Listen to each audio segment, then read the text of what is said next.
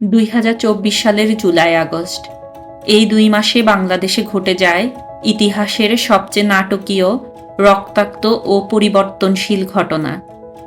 ছাত্রদের নেতৃত্বে শুরু হওয়া কোটা সংস্কার আন্দোলন দ্রুতই রূপ নেয় জাতীয় গণ অভ্যুত্থানে, যার ফলে অবসান ঘটে দীর্ঘ 15 বছরের এক স্বৈর শাসনের। কোটা সংস্কারের দাবিতে ছাত্রদের আন্দোলনের সূচনা হয় মূলত 2018 সালে। তখন শিক্ষার্থীদের আন্দোলনের মুখে চাকরিতে কোটা তুলে নিয়েছিল সরকার, কিন্তু আবার 2024-এর 5ই জুন হাইকোর্টের রায়ে কোটা পুনর্বহাল করা হয়। এর প্রতিবাদে ঢাকা বিশ্ববিদ্যালয়ের শিক্ষার্থীরা বিক্ষোভ সমাবেশ করে এবং 1 জুলাই বৈষম্য বিরোধী ছাত্র আন্দোলন নামে সংগঠনের সৃষ্টি করে। 2 থেকে 4 জুলাই এই আন্দোলন ঢাকার বাইরেও ছড়িয়ে পড়ে এবং শুরু হয় গণজমায়েতে। 4 জুলাই আপিল বিভাগ হাইকোর্টের রায় বহাল রাখে এবং 5 জুলাই প্রথম পুলিশ ও র্যাবের সংঘর্ষে নিহতের খবর আসে।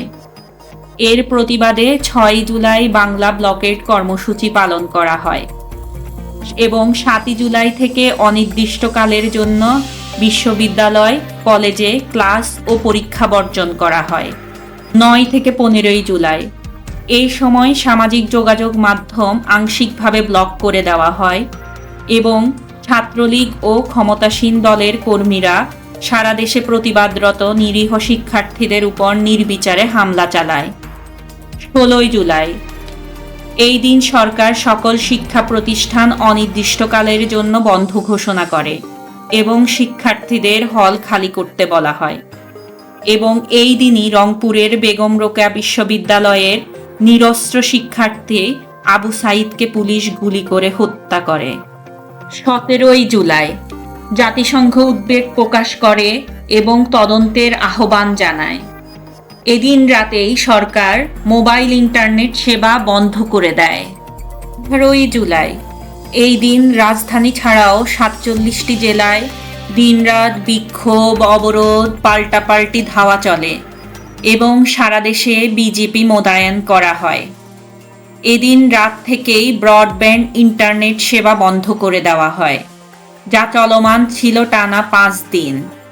19 জুলাই কোটা সংস্কারের দাবিতে আন্দোলনরত শিক্ষার্থীরা কমপ্লিট শাটডাউন ঘোষণা করেন এবং জানান 9 দফা দাবি না মানা পর্যন্ত চলবে এই শাটডাউন। 20 জুলাই দেশজুড়ে কারফিউ ঘোষণা এবং সেনা মোতায়েন করা হয়। এই দিন বৈষম্য বিরোধী আন্দোলনের অন্যতম সমন্বয়ক নাহিদ ইসলামকে তুলে নিয়ে যায় আইন শৃঙ্খলা বাহিনী।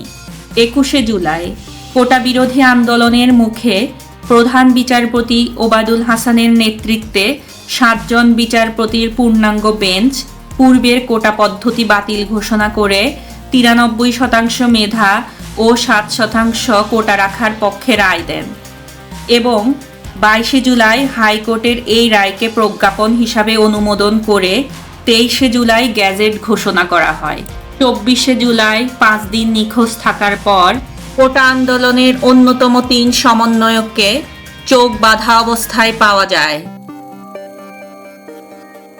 26 থেকে 28 জুলাই একে একে বৈষম্য বিরোধী ছাত্র আন্দোলনের সমন্বয়ক নাহিদ ইসলাম, আসিফ মাহমুদ, আবু বাকের মজুমদার, সার্জিস আলম, হাসনাত আবদুল্লাহ ও নুসরাত তাবাসসুমকে ডিবি পুলিশের হেফাজতে নেওয়া হয়। 28 জুলাই ডিবি হেফাজতে থাকা বৈষম্য বিরোধী ছাত্র আন্দোলনের 6 সমন্বয়ক এক ভিডিও বার্তায় সকল কর্মসূচি প্রত্যাহারের কথা বলে। 30 জুলাই জাতিসংঘ মহাসচিবের বিবৃতিতে স্বচ্ছ তদন্তের আহ্বান জানানো হয়। এই সময় সংঘর্ষে নিহত ব্যক্তিদের স্মরণে সাধারণ মানুষ তাদের ফেসবুকের প্রোফাইল পিকচার লাল করে। 1 আগস্ট ডিবি পুলিশের হেফাজতে থাকা 6 সমন্বয়ককে ছেড়ে দেওয়া হয়। 3 আগস্ট কেন্দ্রীয় শহীদ মিনার থেকে বৈষম্য বিরোধী ছাত্র আন্দোলন সরকারের পদত্যাগের 1 দফা দাবি ঘোষণা করে এবং অনির্দিষ্টকালের জন্য অসহযোগ আন্দোলনের ডাক দেয়। 4 আগস্ট ঢাকায় লং মার্চ কর্মসূচির ঘোষণা করা হয়। শুরুতে এই কর্মসূচি 6ই আগস্ট হওয়ার কথা থাকলেও পরবর্তীতে এগিয়ে তা 5ই আগস্ট করা হয়। 5ই আগস্ট মার্চ টু ঢাকা কর্মসূচিতে অংশ নেয় লাখো মানুষ। বেলা 2:30টার দিকে তারা সকলে গণভবনের দিকে রওনা হয়। বিকাল 3টায় সেনাপ্রধান ওয়াকারুজ্জামান শেখ হাসিনার পদত্যাগ ও অন্তর্বর্তীকালীন সরকার গঠনের কথা বলেন। 6 থেকে 7ই আগস্ট দেশ জুড়ে উদযাপন ও কিছু এলাকায় সহিংসতা ও প্রতিশোধমূলক ঘটনা ঘটে।